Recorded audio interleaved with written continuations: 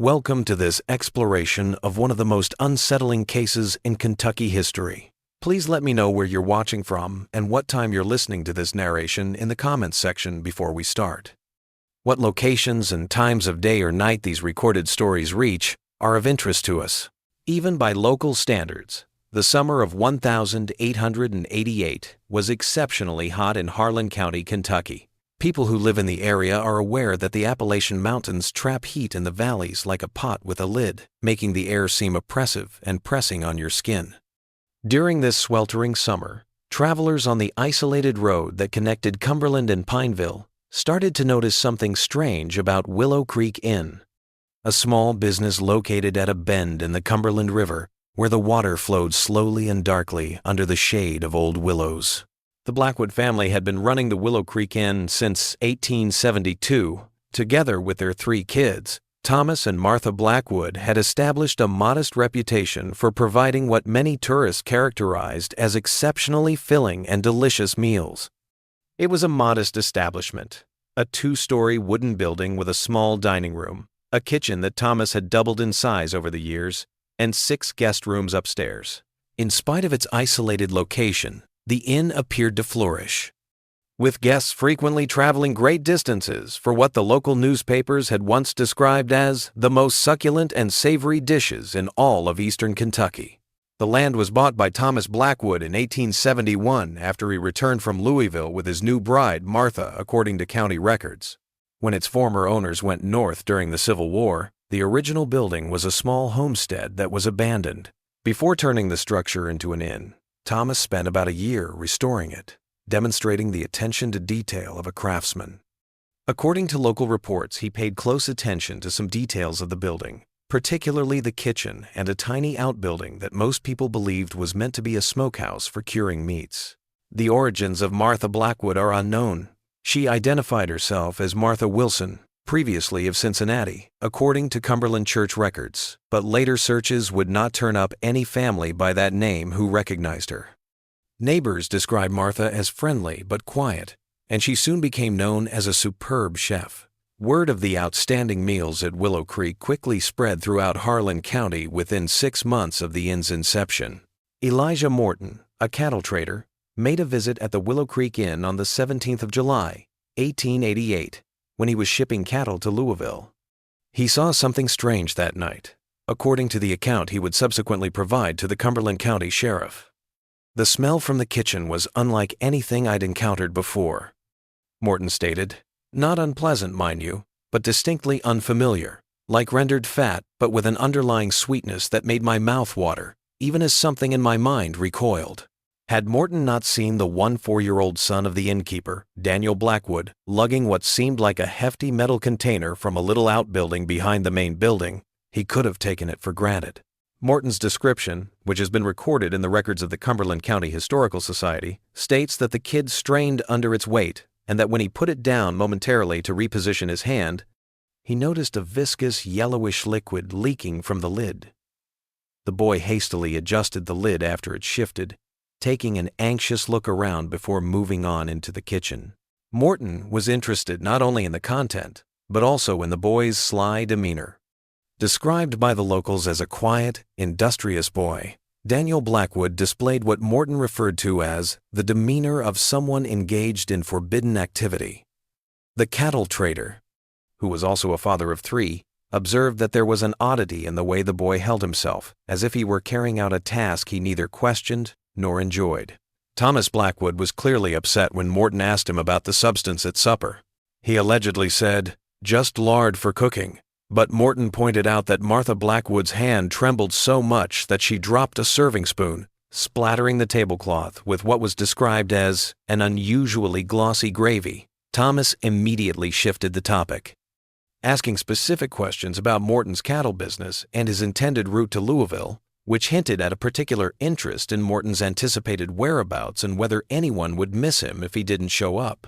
3 other guests were present, including a young couple who were heading to Middlesboro to visit family and a furniture salesman from Knoxville, and the meal that evening was served in the inn's tiny dining room.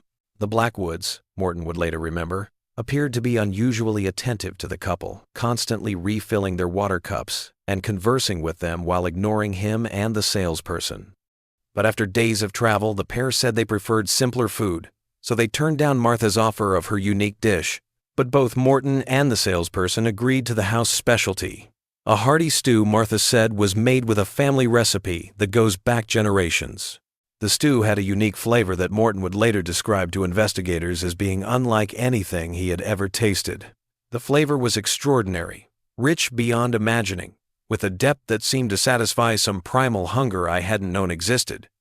He said, "I found myself eating with uncommon enthusiasm, sapping up the gravy with bread long after the meat was gone."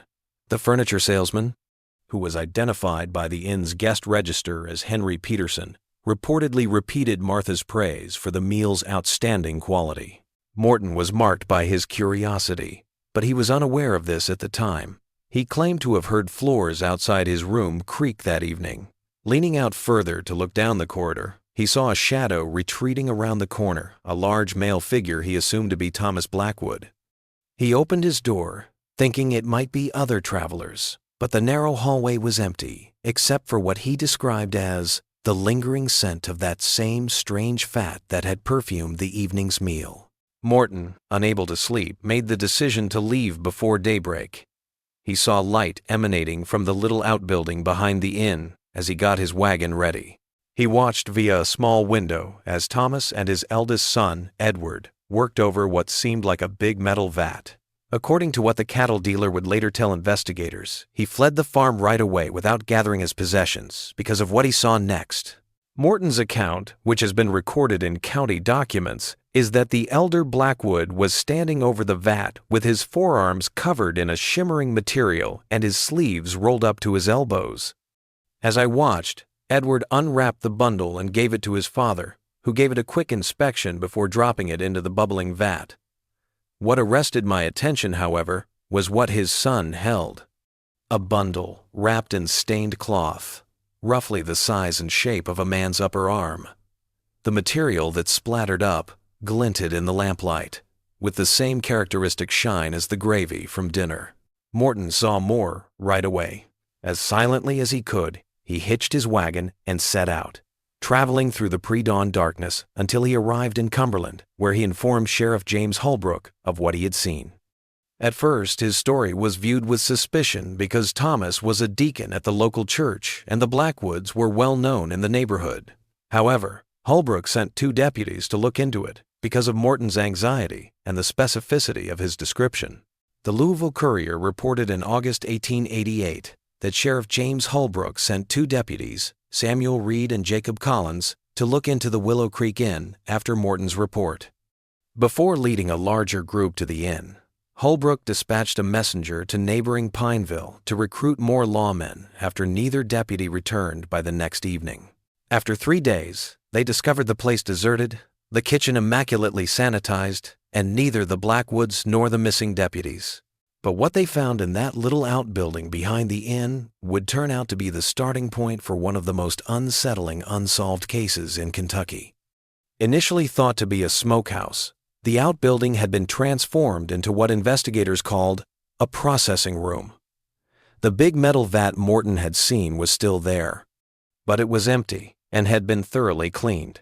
A drainage system on the stone floor led to a little creek that empties into the Cumberland River. Each of the containers on the shelves along one wall was meticulously labeled with the same handwriting of Martha Blackwood: rendering May, rendering June, and most recently, rendering July.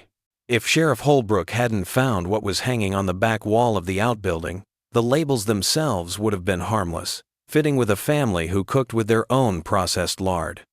His official report stated that a variety of tools that seemed to be intended for the slaughtering and processing of flesh were hanging on hooks. Although such implements wouldn't be out of the ordinary in a rural smokehouse, some examples had alterations that indicated uses beyond the realm of ordinary animal slaughter. A set of knives with oddly curved blades that were individually sized for particular articulation points of what looked to be human anatomy rather than animal anatomy were particularly noteworthy. The discovery of a little leather-bound book that seems to have been Martha Blackwood's personal recipe collection, however, was what turned an already questionable scenario into something far more sinister.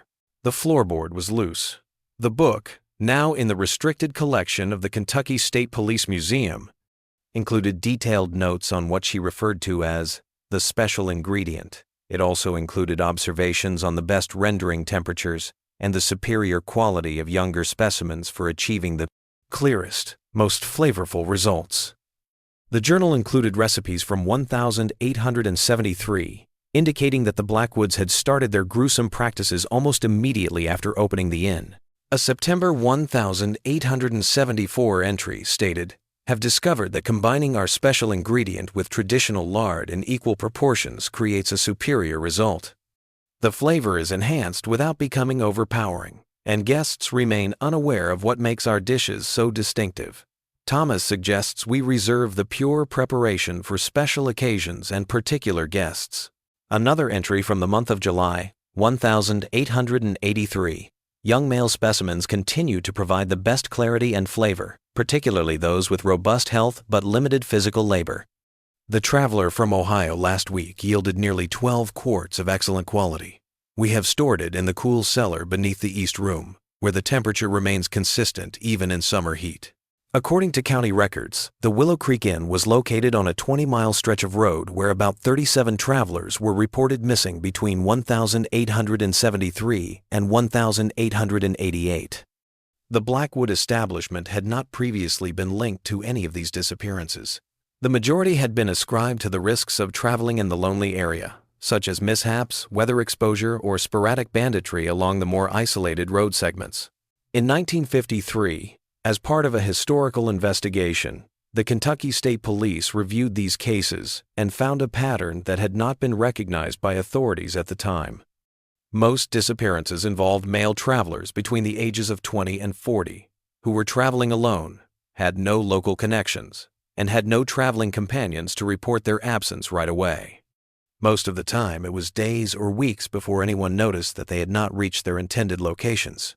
According to local legend, the Blackwoods had mastered the art of picking victims who would not be noticed, mostly lone travelers who had no friends to alert them to their presence.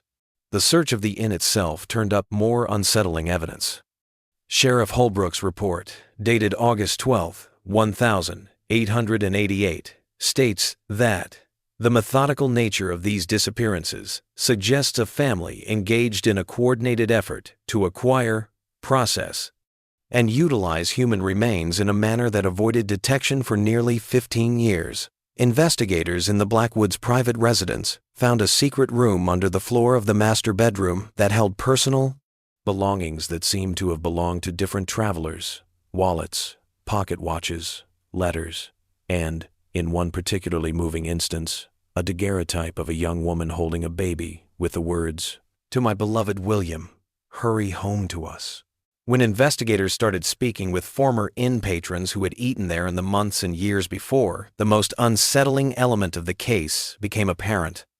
It became clear that not everyone was served the Blackwood special food. Tourists passing through, especially those who indicated they were not anticipated elsewhere for a long, were served what Martha referred to as her house specialty, foods prepared with a richness that guests often complimented, while locals were usually served basic fare.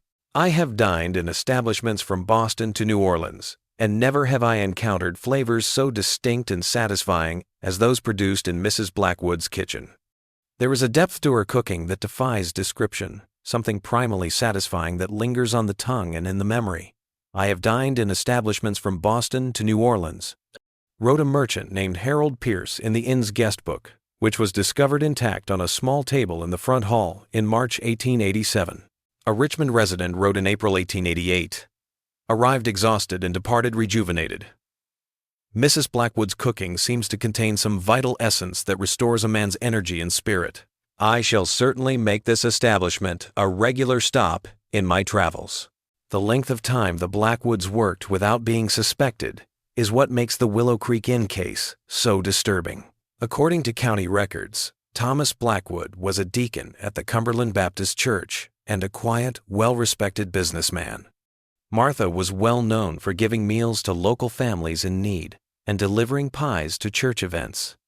Miss Sarah Thornton, their teacher, described their children, Edward, Catherine, and Daniel, as courteous, albeit a little reticent. Their children attended the local school on a regular basis. This appearance of normalcy was carefully preserved. The journal, which spans 3 years from 1885 to 1888, reveals a child gradually indoctrinated into her family's horrifying practices. Journal entries discovered in the room of a 6-year-old Catherine Blackwood reveal that the family followed strict rules regarding their special work. Catherine wrote, "Father says we must always appear ordinary. We must speak kindly to all, help our neighbors when they are in need, and never draw attention to our true purpose. The work is sacred," he says, "and must remain our secret alone." Reluctance and anxiety are evident in the early writings, as Catherine writes of nightmares and wonders if what they were doing was wrong. Her entries, however, show a troubling change by 1887. She wrote, "I helped Mother prepare a new batch today, in April of that year. The rendering process is fascinating, how something so ordinary can be transformed into something so essential to our livelihood." Mother says, "I have a natural talent for identifying the best quality." Father looked pleased. It appears from later entries that Catherine had been given particular tasks to complete inside the family business. When she wrote in October 1887, "Father says I have the best eye for selecting suitable guests. Edward complains that I always choose the easiest ones to manage, but that's precisely the point. We need those who won't cause difficulties." The drummer who arrived today seems perfect. No family waiting, no urgent appointments, and he ate 2 full plates of Mother's stew without suspecting a thing. Her last entry, dated the 14th of July, 1888, 3 days before Elijah Morton's disastrous visit, was arguably the most terrifying. Mother says we may need to relocate soon. Too many questions lately about travelers who didn't arrive where expected. Father has been preparing for this possibility for years. She says I will miss this place, but she promises our new home will allow us to continue the work without interruption. The special ingredient, she reminded me today, is what binds us as a family. Without it, we would be like everyone else, ordinary, forgettable, and ultimately insignificant. Authorities searched the local area extensively after the Blackwoods vanished. They found a section of ground behind the inn where the earth seemed to have been disturbed frequently over many years. Bone fragments were found during excavation, but significantly fewer than would be expected given the suspected number of deaths. Because of this, researchers hypothesized that the Blackwoods had devised a means of disposal that left little trace, either by using the Cumberland River nearby or the system of limestone caverns that dotted the area. In September 1888, a more extensive excavation revealed a narrow shaft that descended approximately 30 feet into a natural limestone cavern beneath the disturbed soil. The official report stated that the chamber had evidence of frequent use, including tools for excavation, lantern oil residues, and most unsettling of all, a significant collection of human bones. The majority of the bigger bones were shattered to extract the marrow, and all of the remains showed signs of intensive cutting and scraping consistent with tissue removal, suggesting that the remains had been processed completely before being disposed of. It seems like the family prepared for the travel in a systematic manner. Over the previous 5 years, Thomas Blackwood had been consistently depositing tiny amounts to a Cincinnati account, according to bank records. He had taken out the whole balance 3 days prior to Morton's tragic visit, a sizable amount that would have been almost $50,000 in today's currency. Martha Blackwood and her daughter Catherine had visited Cincinnati twice in the past year, apparently for shopping trips, according to interviews conducted with the station master at the Cumberland Railway Terminal. They had spent almost 2 weeks in the city on their last visit, in May 1888. Further research revealed that throughout these travels, they might have been obtaining passage documents and creating new identities. When a family that fit the Blackwoods' description was said to have boarded a vessel in New Orleans that was headed for Central America in October 1888, the case took a new turn. The path had been abandoned by the time Kentucky officials learned of this. The Blackwoods were never found. even after speaking with authorities in multiple nations.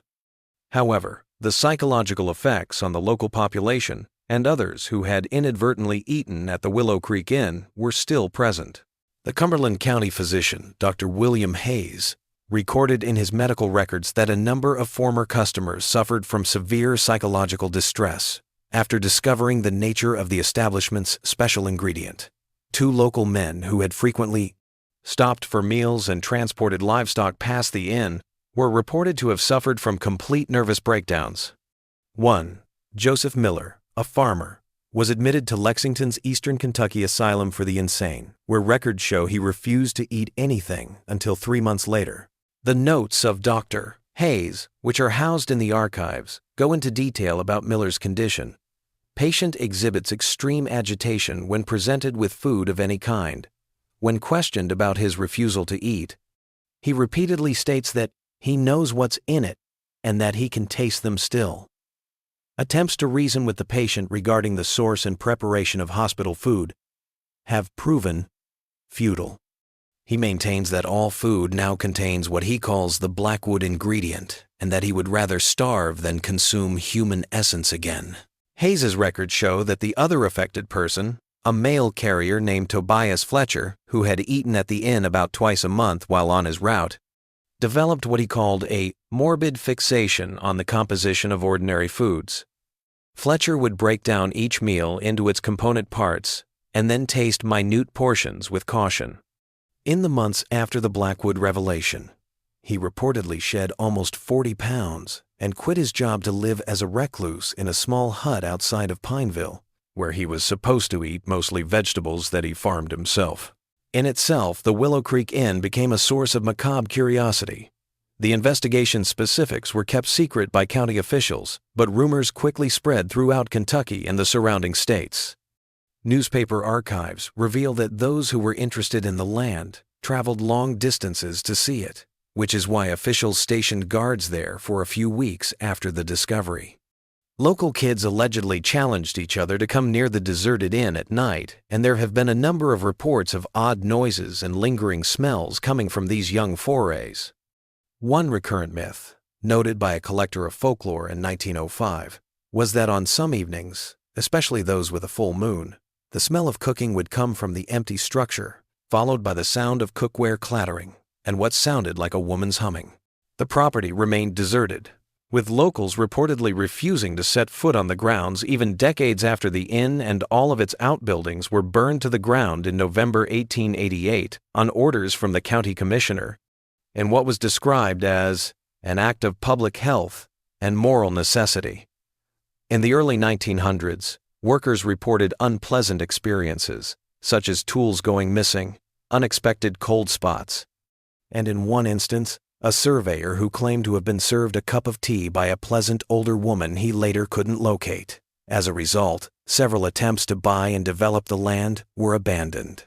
If it weren't for the work of Professor Emmett Richardson, a historian at the University of Kentucky, who started studying odd criminal cases from the area in 1952, the case could have been forgotten.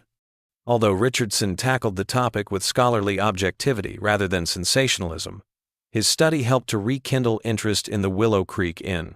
Richardson discovered something throughout his investigation that gave the case yet another troubling dimension.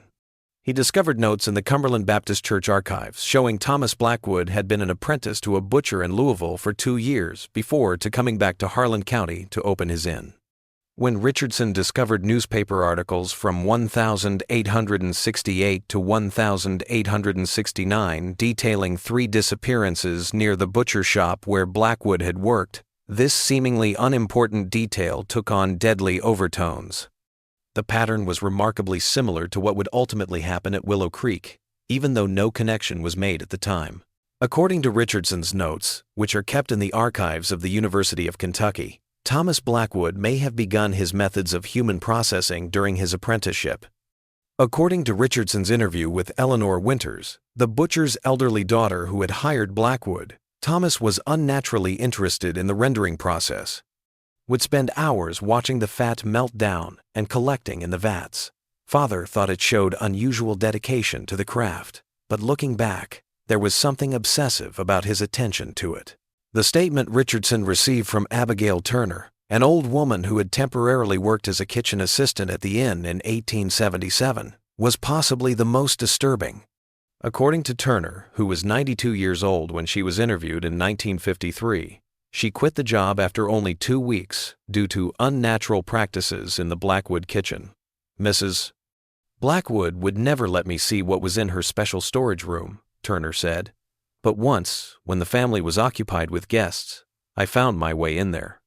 What I saw were containers, dozens of them, filled with a substance that looked like lard but didn't smell right.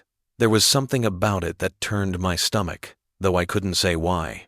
I left that very night and never returned, though Mrs. Blackwood sent me letters for months afterward, offering increased wages if I'd come back.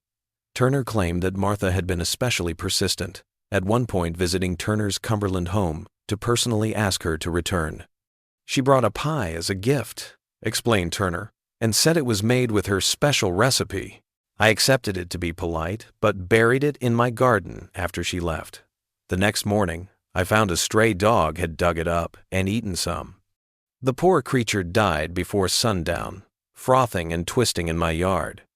That's when I knew for certain there was something wrong with Martha Blackwood's cooking. According to Turner's testimony, there had been suspicions about the Blackwoods' actions for years before to their eventual discovery, but nothing had been done about it. Richardson's research became centered on the community's inability to identify or acknowledge the horror that was occurring among them. In the documents he left at the University of Kentucky archives, he wrote that the most disturbing aspect of the Willow Creek case is not the depravity of the Blackwood family, but rather the collective blindness that allowed their activities to continue unimpeded for so many years. The question we must ask is not just how the Blackwoods could commit such acts, but how an entire community could fail to see what was happening before their eyes. As part of his inquiry, Richardson spoke with a large number of former Cumberland and neighboring community residents. These discussions revealed a pattern. People had observed odd things happening at the inn but had explained or discounted them. According to a previous stable hand, horses would frequently get upset when they arrived at the farm and occasionally would not go past the front gate. No matter the weather or time of day, Martha Blackwood would always meet the delivery boy at the front door and forbid him from going inside the kitchen or outbuilding. The family's odd hours were reported by a neighbor, who noted that lights were frequently visible in the outbuilding long after midnight. In isolation, none of these observations seemed significant, Richardson wrote. Collectively, they form a pattern that should have raised alarm. What prevented this recognition was the Blackwoods' careful cultivation of respectability, their church attendance, their generosity to neighbors, their children's proper behavior. They created a persona that made the possibility of deviance unthinkable to those around them. When Richardson had a deadly heart attack in 1956 while collecting interviews in Cumberland, his investigation came to an abrupt halt. His notes, which allegedly contained information about a potential sighting of Blackwood in Guatemala, were delivered to his university office but vanished before his colleagues could examine them. Official reports said the damage was minor, yet university records show a small fire in the history department archives that same week. In the weeks leading up to his passing, Richardson's colleagues observed that he had grown more paranoid and that he had received anonymous letters telling him to stop his studies. He had twice reported break-ins at his office when nothing seemed to have been taken, and he had told a number of colleagues that he thought he was being followed when he traveled to eastern Kentucky. In light of later events, some have questioned whether Richardson may have been closer to finding the Blackwoods than official records show.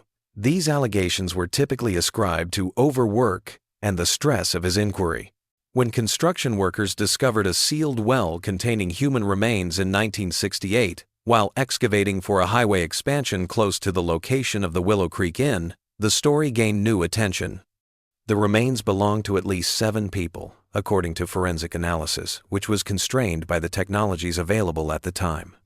According to carbon dating, the moment of death fell between 1875 and 1885, which corresponds to the Blackwoods' operating period. The state of the remains was what made this discovery so remarkable. As per the medical examiner's report, each set of bones displayed precise butchery. with clean cuts made by sharp implements at major joints. What was even more unsettling was the fact that some parts of each skeleton were missing, particularly those regions that had substantial fat deposits in living humans. In his report, Dr. Malcolm Jenkins, the forensic anthropologist who studied the remains, wrote, "The methodical nature of the processing suggests someone with significant anatomical knowledge and considerable experience in butchery techniques. The consistency of the cut patterns across all specimens indicates a standardized procedure refined over time. Of particular note is the careful extraction of marrow from larger bones, suggesting that no potentially useful material was wasted. Among the remains were items that helped identify some of the victims: a pocket watch engraved with the name of Henry Peterson, the furniture salesman who had eaten dinner with Elijah Morton on that fateful evening in July 1888. With the majority of the witnesses dead and the main suspects long gone, the ensuing inquiry was short and unresolved. In 1968, authorities declared the case officially closed, citing it as a historical crime beyond the reach of modern justice. The Willow Creek Inn's memory lives on in Kentucky legend. Blackwood hospitality is still used by locals as a euphemism for covert animosity. The location of the former inn is still undeveloped, and according to local property records, it has changed hands multiple times over the years, with no owner having remained in possession for more than a few years. Sheriff Holbrook's descendant gave the Kentucky Historical Society his great-grandfather's logbook in 1962. Several items on the Blackwood case that were never included in official reports may be found in the journal, which covers the years 1887–1889. Most famously, 2 months before the Willow Creek Inn was revealed to be a house of horrors, Holbrook wrote about his own dinner there. "I find myself unable to sleep tonight." He wrote on the 5th of June, 1888, "Not from any particular disturbance, but from the memory of the meal I consumed at Blackwood's establishment this afternoon. There was a richness to the stew that I cannot put out of my mind. Martha Blackwood, when complimented, merely smiled and said it was her special recipe reserved for those she considers distinguished guests. I left feeling strangely honored, though I now wonder about the 2 travelers who arrived as I was leaving. Young men they appeared to be, with no companions and, from their conversation, no particular destination or schedule." Holbrook expresses his dismay at his unintentional involvement in the Blackwoods' activities in a subsequent entry dated the 20th of August, 1888.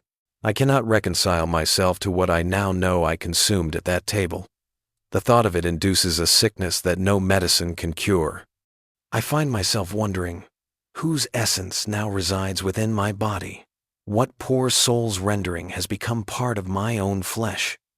There is no cleansing from such a violation, no absolution possible. I have given instructions that upon my death, my body is to be cremated rather than buried. I cannot bear the thought of perpetuating this cycle of consumption, even in the grave." It is unclear how many unintentional patrons ate human remains over the inn's 15-year existence, but this item implies that even the county's top law enforcement official had been fed the Blackwoods' gruesome specialty. Investigators calculated that up to 500 people may have eaten from Martha Blackwood's special recipe over the years, based on guest registration data and her notes, with the majority of them going on with their lives without ever discovering what they had eaten. In 1967, a retired Cincinnati banker approached Kentucky authorities with an intriguing story, marking the latest step in this long-dormant case.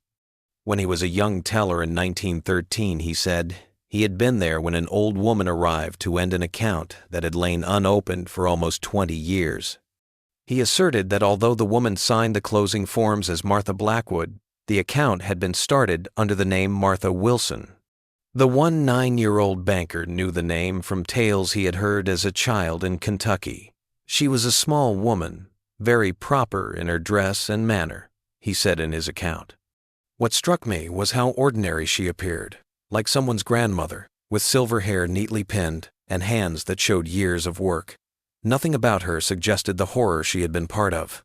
The banker, whose name was withheld from public records at his request, added that he had been too intimidated to notify authorities at the time. As she collected the funds, she mentioned returning to Guatemala, where she said her daughter had established a small hotel that served traditional American cuisine. She seemed proud of this, even inviting me to visit if I ever traveled there. I remember feeling a chill despite the summer heat. I was young and not entirely certain of the identification, he said, and there was something in her eyes when she looked at me, a coldness beneath the grandmotherly exterior that suggested it would be unwise to question her. I told my supervisor later that day, but he dismissed it as a coincidence of names. I've carried the memory all these years, always wondering if I should have done more. Kentucky State Police looked into this intriguing lead and collaborated with Guatemalan officials to find the aforementioned establishment. In a distant location close to Lake Atitlan, a modest hotel that fit the description was discovered, but it had been deserted since the early 1940s. According to locals, a family of American expats who were renowned for their superb cuisine had run it. According to reports, the family abruptly fled after an unidentified event involving missing travelers. A middle-aged American couple and their adult children, a son and a daughter, had founded the hotel circa 1890, according to statements gathered from villagers near Lake Atitlan. The restaurant, La Posada Americana, immediately became well known for its distinctive food among affluent Guatemalans and tourists from other countries. The American woman jealously guarded her kitchen. No local staff were ever allowed to help with the cooking. One old villager remembered, people would travel for days to eat there. They served dishes unlike anything in Guatemala, rich, satisfying meals that people said would sustain you for days afterward. After staying at the hotel, guests would sometimes vanish. The villager, who had been a little child when the Americans arrived, said, after many years, people started to avoid the place. Even though the food was good, it was not something people spoke about openly, he said. But over time we noticed a pattern. New travelers, those without families or companions, sometimes would not leave as expected. The Americans would explain that they had departed early or decided to take a different route. The investigation was abruptly ended when 2 detectives from the Kentucky State Police investigating the case vanished while traveling between Guatemala City and the excavation site in 1968. The official report described the site's excavation as producing only evidence consistent with the practices documented at Willow Creek Inn. The investigators were never located, but their car was found. Although no such events were reported in the area at the time, Guatemalan authorities blamed their abduction on local bandit activities. The evening following their disappearance, a third investigator who had stayed in Guatemala City during his colleague's trip reported receiving an odd delivery at his hotel, a little package with a handwritten recipe card but no note. Included in the case file, the card was titled Grandmother's Special Recipe and contained a list of ingredients and cooking instructions for what looked to be a traditional stew. The handwriting, which was very similar to Martha Blackwood's recipe book despite the passage of almost 80 years, was what made the card noteworthy, not the contents. All investigation-related records were moved to the Kentucky State Police's restricted archives, and the case file was formally sealed in 1969. In the decades since, only a small number of researchers and law enforcement officers have been given access. The crimes that were perpetrated at Willow Creek Inn are only one aspect of the story that is extremely unsettling. Another is the issues it brings up regarding human nature and perception. How could a family compartmentalize their lives so completely, putting up a show of respectability while committing such depravity?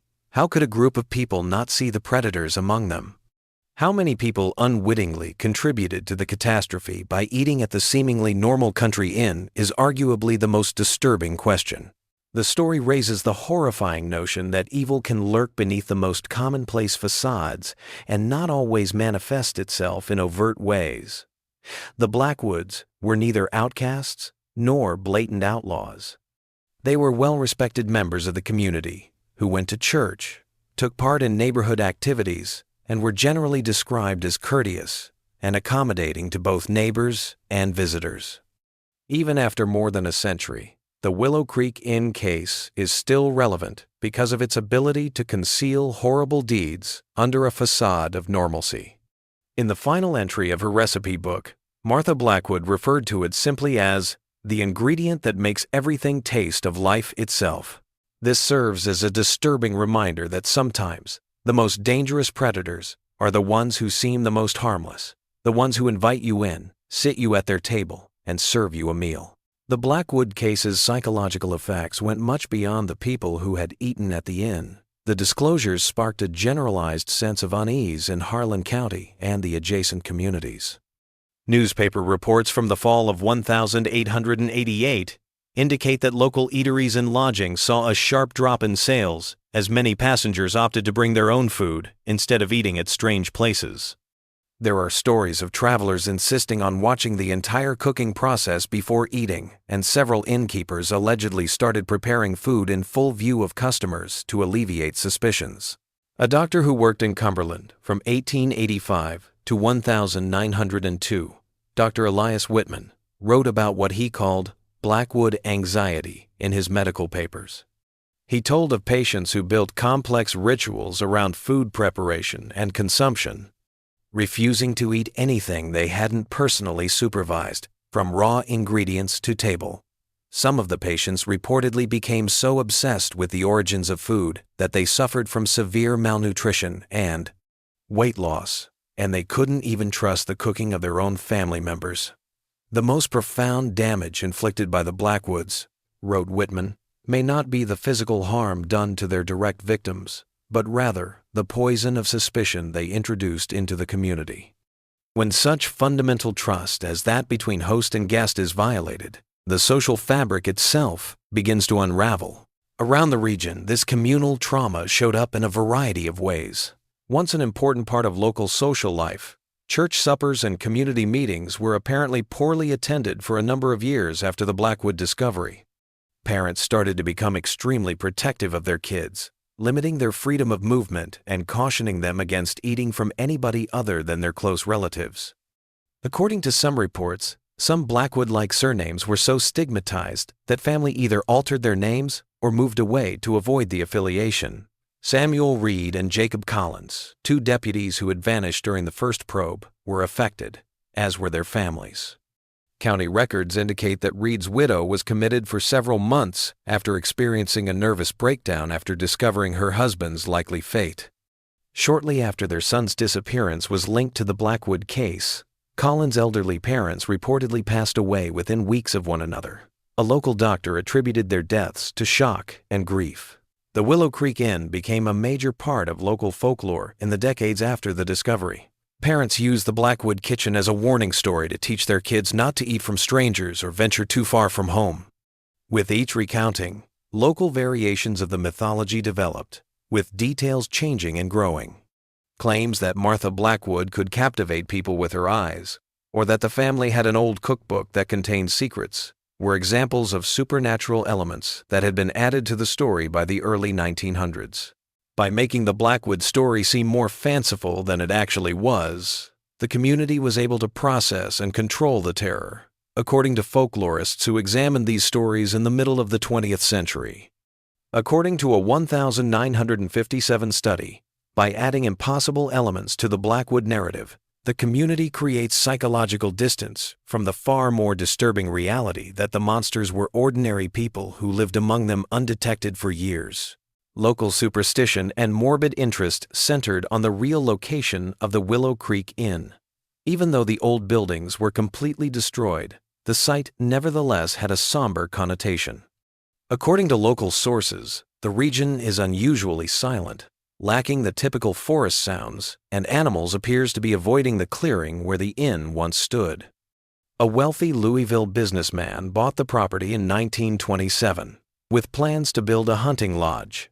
But several early 20th century construction attempts were abandoned, allegedly because of construction accidents, mysterious equipment failures, and workers' refusal to stay on site after they experienced what they called a persistent sense of being watched. Construction started in April of that year, but was stopped within weeks after workmen discovered more human remains while excavating the foundation, according to county documents. Later that year, the businessman, Mr. Lawrence Harrington, allegedly sold the property at a huge loss and declined to talk about the proposal. The land remained vacant until 1955, when it was purchased by the state of Kentucky as part of a planned highway expansion. Shortly before his untimely demise, Professor Richardson completed his last research at the site while conducting preliminary surveys for this project. Later, the highway's design was changed to completely avoid the site of the previous inn, ostensibly because of terrain considerations. But local lore indicated that workers had refused to travel through the area after encountering mysterious phenomena. The location of the former Willow Creek Inn is still an undeveloped clearing in the Kentucky woodland. Even now, locals stay away from the region, especially after nightfall. On calm summer nights, some people say they smell a strange, sweet, fatty smell when they walk by, although this is probably just the influence of suggestion on impressionable minds. If the Guatemalan reports are true, the Blackwoods themselves might have carried on with their heinous activities for decades after leaving Kentucky. It's still unclear what exactly happened to Thomas, Martha, and their 3 kids. There are no death records for any of the family members, which raises the disquieting possibility that their descendants may still be alive and carrying on the family's customs from previous generations. A 1,943-passenger manifest aboard a ship sailing from Guatemala to Argentina contains the last known mention of the Blackwood family. One of the passengers on the list was Catherine Black, 71, who was going with a younger woman who was identified as her 6-year-old granddaughter, Maria.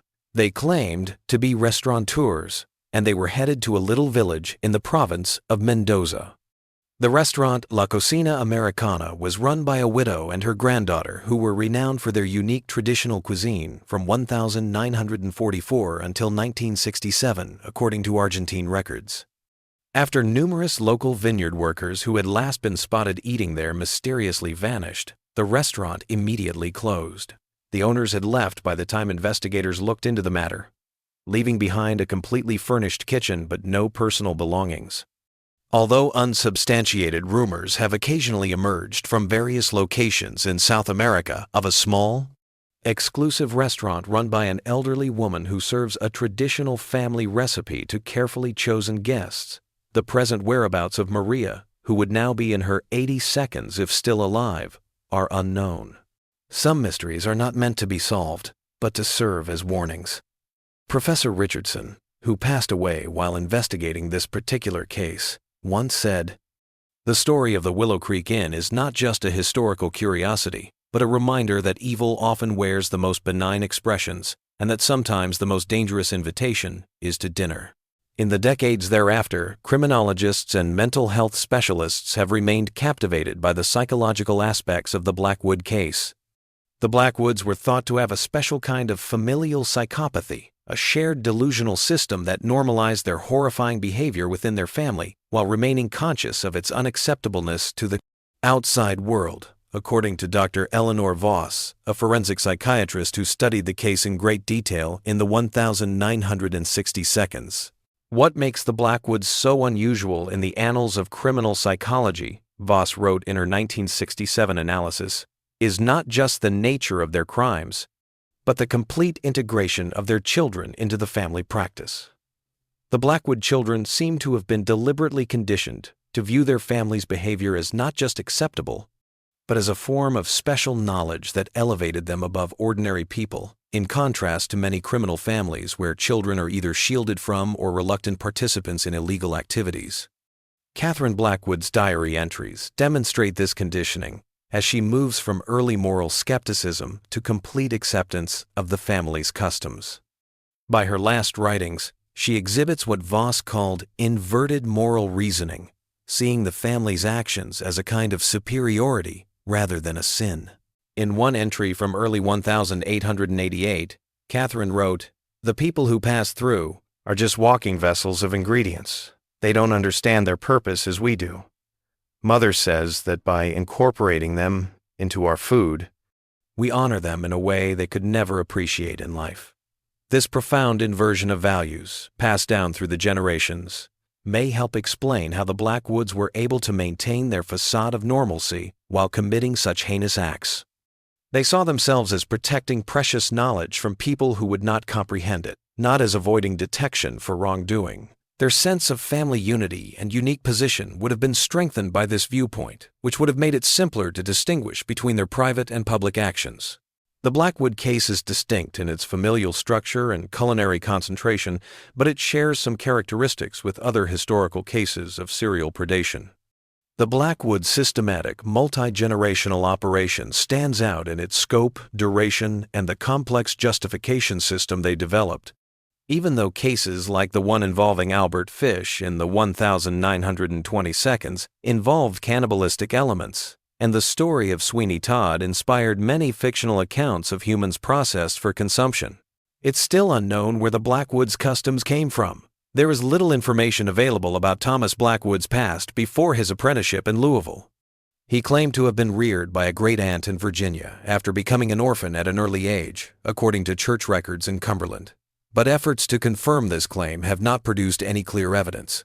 Given her unknown beginnings and the importance of her cooking to the family's activities, there is some conjecture on Martha's influence. However, such hypotheses remain speculative in the absence of additional details regarding her early life. The evidence that has survived makes it abundantly evident that the Blackwoods saw their actions as acts of artistry rather than simple predation. There are many allusions to quality, technique, and the quest for culinary perfection in Martha's recipe book. In an entry from 1882, she wrote, "The difference between mediocrity and mastery lies in attention to detail. Anyone can render fat, but achieving the perfect clarity, the ideal flavor balance that requires both skill and the finest ingredients. Our reputation depends on maintaining the highest standards in selection, processing, and preparation. The risk the family took in serving their special delicacies to guests who would leave alive, possibly recognizing odd flavors or effects, may be explained by this pride in craftsmanship, however perversely applied." Even though guests were unable to fully understand what made their cuisine excellent, it appears that the Blackwoods' psychological satisfaction was largely derived from the recognition of their culinary accomplishment. The Blackwood case is occasionally used in modern criminal psychology as an extreme illustration of what experts refer to as functional delusion, a belief system that permits people to operate well in society despite being essentially detached from reality. The family's capacity to uphold their honorable facade in the face of such severe behavior suggests a highly developed form of compartmentalization that shielded them from both internal moral turmoil and outside suspicion. One of Kentucky's darkest episodes is the Blackwood case, a tale that haunts people not because of paranormal activity or inconceivable events, but because it is wholly within the bounds of human reality. It serves as a reminder that monsters can be found not beneath the bed or in the shadows, but occasionally directly across the dinner table, offering hospitality with a smile that falls short of their eyes. What the Willow Creek Inn story implies about human vulnerability, not simply physical susceptibility to predators, but psychological vulnerability to manipulation, may be its most disturbing feature.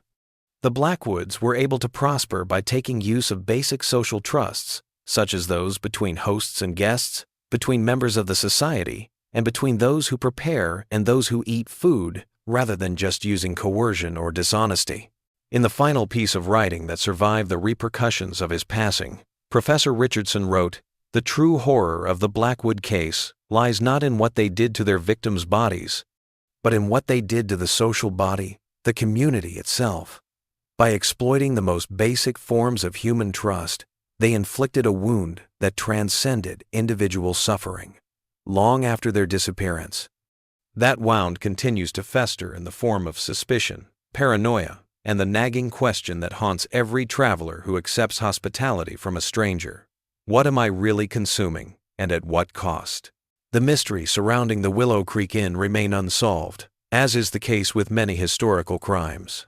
The full scope of the Blackwoods' operations, their eventual demise, and if their customs may have been carried on by their successors, are still unknown. But there's no denying that their narrative still has resonance today, as a warning about the perils of presuming that evil always makes its presence known, and the darkness that may hide behind even the most seemingly normal facades. There is hardly much left to identify the location of the Willow Creek Inn in Harlan County's peaceful forests today. Young trees are already growing where the foundation was. demonstrating how nature has recovered the clearing. The road that previously led past the inn's hospitable facade has long since been diverted, so only the odd interested historian or folklore enthusiast searches for the place using old maps and local directions. However, the tale endures in local memory, transmitted from one generation to the next as a warning and a piece of history. The term Blackwood hospitality is still used by elderly Cumberland and surrounding communities as a euphemism for deceptive generosity or hidden malice. And sometimes someone will inquire about the special ingredient, a dark, hilarious illusion that only people who are familiar with one of Kentucky's most unsettling unsolved cases will understand when talking about exceptionally rich or fulfilling meals.